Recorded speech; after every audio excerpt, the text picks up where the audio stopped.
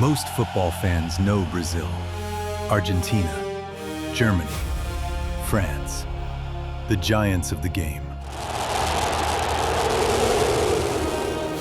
But in 2026, one of the biggest World Cup stories will not come from a giant. It will come from a tiny island most people could barely find on a map, Curaçao, a Caribbean island with just over 150,000 people, smaller than many cities.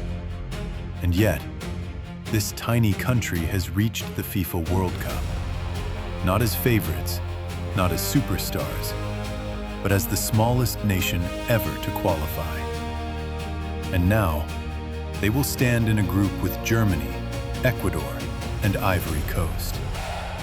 For the world, it may look like an underdog story. For Curaçao, it is something bigger.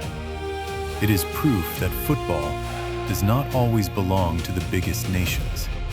For decades, when people spoke about the World Cup, they spoke about countries with history, trophies, golden generations, and players the world already knew.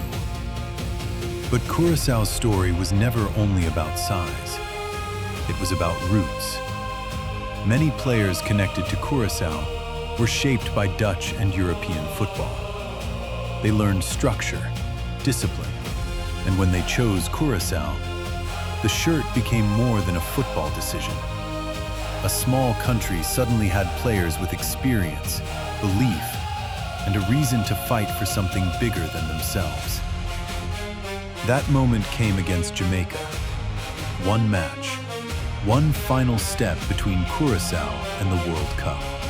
Curaçao did not need a perfect performance that night. They needed control and the strength to survive the pressure.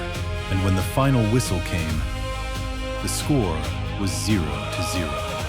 But for Curaçao, that draw meant everything.